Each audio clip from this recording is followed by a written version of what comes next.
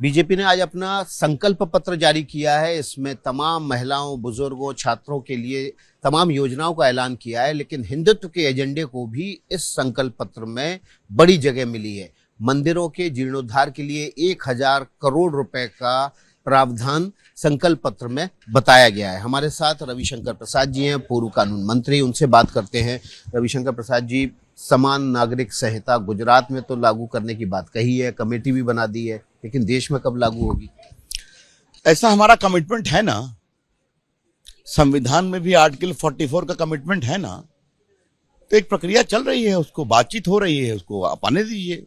प्रदेशों में चर्चा हो रही है, उत्तराखंड में हो रहा है, गोवा में हो तो है ही है, यहाँ हो रहे हैं, गुजरात में हो रहे हैं, यूपी में भी चर्चा हो रही है।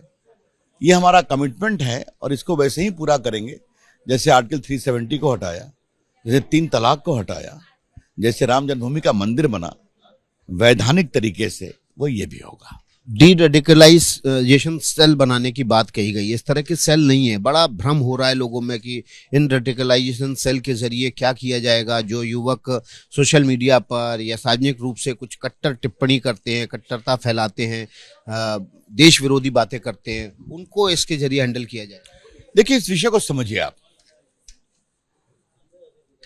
क्या ये सच्चाई नहीं है कि साइबर टेरर के माध्यम से आजकल रेडिकलाइजेशन बढ़ाया जा रहा है? इंटरनेट पर उनके मीडिया प्लेटफॉर्म खुल रहे हैं, उनकी भाषा देख लीजिए, उनके पूरे सोशल मीडिया के एक्सचेंज को देख लीजिए। तो क्या करना है? तो 2 काम। और पीएफआई का जो बैन हुआ, उसमें बहुत बड़ा एक ये भी ग्राउंड था, किस तरह से वो पूरे देश के यूथ को रेडिकुलाइज करके देश को तोड़ने के लिए, हिंसा करने के लिए उत्तेजना पैदा कर रहे थे। तो एक तो आप कानूनी कार्रवाई करिए तत्वों के खिलाफ। दूसरा, जो लोग अनचाहे में फंसे हैं उनको रेडिकुलाइज करना चाहिए कि नहीं करना चाहिए, कि भाई ये रास्ता गलत है, तुम समझो। तो उसमें कई चीजें होंगी, विस्तार से आएगा। उनके माता पिता से चर्चा करना, परिवार से चर्चा करना, उनको नई चीजें बताना, समझाना, इसके खतरों के बारे में बताना। और कोई भी जो निर्दोष मन होगा वो समझेगा कि जो मुझे उत्तेजना भरी जा रही है वो गलत है। कल अमित शाह ने कहा था कि 2002 में जब दंगे हुए तो उसके बाद सरकार ने ऐसा किया कि दंगाई गुजरात छोड़ गए और अब यहाँ दंगे नहीं होते, कर्फ्यू मुक्त राज्य है। लेकिन आज संकल्प पत्र में कहा गया कि सार्वजनिक संपत्ति को क्षति पहुंचाने वालों के खिलाफ कड़ा कानून बनेगा, उनसे क्षतिपूर्ति वसूली दी जाएगी। इस कानून की क्या जरूरत है जब राज्य में सुख और शांति है? नहीं, 2 चीजें। सुप्रीम कोर्ट के निर्देश है कि नहीं, है ना, कि जो लोग क्षति पहुंचाते हैं, तो इस तरह कोई ना करे। देखिए, ये भाजपा सरकार की और नरेंद्र मोदी सरकार की एक बहुत बड़ी उपलब्धि है कि जहां इसी अहमदाबाद में, जहां आपसे मैं बात कर रहा हूं, सैकड़ों दंगे होते थे कि नहीं होते थे? पिछले 100 साल में लगभग 150 दंगे हुए हैं कि नहीं हुए हैं?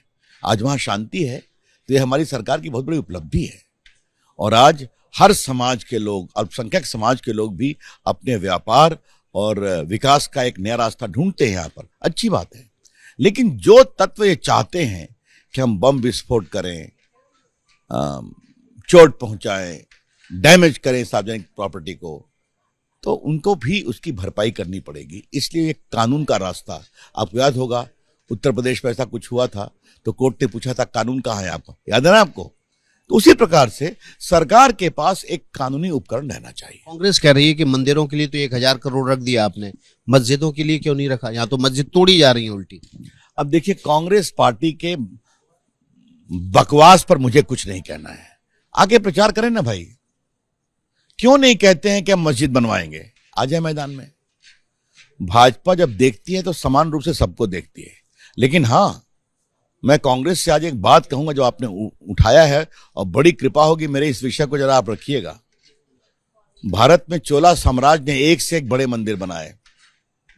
कोणार्क का मंदिर बना, मीनाक्षी देवी का मंदिर बना, ये जो एलोरा में महान मंदिर है, उनके लिए कांग्रेस की 17 सरकार ने क्या काम किया? विश्वनाथ मंदिर काशी के जीर्णोद्धार के लिए, केदारनाथ के लिए क्या काम किया? सोमनाथ मंदिर इसी गुजरात में महादेव का, जिसे मोहम्मद गजनी ने तोड़ा था, वो बना। उसके बाद बाकी विस्तार का क्या काम किया गया? अंबाजी ट्रेन पहुंचे, इतनी बड़ी शक्ति स्थल है, ये काम क्यों नहीं होना चाहिए? कांग्रेस कह रही विकास के एजेंडे पे हिंदुत्व का एजेंडा ज्यादा भारी है। अब देखिए, हिंदुत्व के एजेंडे से उनको आप चिल्लाने दीजिए। हिंदुत्व इस देश का भी एजेंडा है और भारत की सनातन संस्कृति और उसके जो ज्वलंत प्रतीक है, केदारनाथ हो, बद्रीनाथ हो, महाकाल हो, आपके सोमनाथ हो, विश्वनाथ हो, विंध्यवासिनी माँ हो, इसका विकास, मथुरा हो, वृंदावन हो, यहाँ लाखों की संख्या में आते हैं ना भक्त। आज देखिए, काशी में व्यवस्था अच्छी हुई है तो कितने भक्त आ रहे हैं, होटल फुल होते हैं, लोगों को नौकरी मिलती है, अवसर मिलती है। तो कांग्रेस पार्टी को परेशानी है, तो ये परेशानी उनकी मानसिकता के कारण है कि पूरे नेहरू जी से लेके आगे तक। और आज जब मैं यहां हूं तो एक बात कही दूं, राजेंद्र प्रसाद को सोमनाथ मंदिर का उद्घाटन करने से किसने रोका था? नेहरू जी ने ना। आप न जाओ, और मुझे गर्व है डॉक्टर राजेंद्र प्रसाद गए, क्योंकि वो सोमनाथ का मंदिर एक गुलामी का प्रतीक था, आक्रांता का। इसीलिए सरदार पटेल और के मुंशी ने पूरा उसको सहयोग करके बनवाया। अब सवाल है, सोच की बात है। राम जन्मभूमि तो हो गया, अब क्या कृष्ण जन्मभूमि की बारी है? देखिए, मामला जो कोर्ट पे, उसमें मैं कुछ नहीं बोलूंगा, लेकिन भारत के व्यक्तित्व में भारत की परंपराओं का बहुत बड़ा हाथ है और भारत की परंपराओं में भगवान राम और कृष्ण और महादेव और शक्ति, इन सबों की आराधना एक बहुत बड़ा केंद्र है। लोग समझेंगे तो अच्छा होगा। वैसे एक साहब से सवाल पूछूं, बड़ा मुझे आज पूछने की इच्छा हो ही रही है। इसकी तनख्वाह तो मुझे मिल रही है। नहीं, आज आप मुझे पूछने दीजिए। जिसने जिसने राम का विरोध किया, उनकी राजनीतिक हस्ती कहां चली गई? वो आपको वामपंथी सीपीआई सीपीएम कभी दिखाई पड़ते हैं क्या? क्या क्या बोलते थे। इसीलिए महात्मा गांधी भी राम का भजन गाते थे, रघुपति राघव राजा राम। राम के बिना हिंदुस्तान नहीं, कृष्ण के बिना हिंदुस्तान। हाँ, संकीर्णता नहीं होनी चाहिए, लेकिन वो हमारे गौरव हैं और हमें उनका सम्मान है।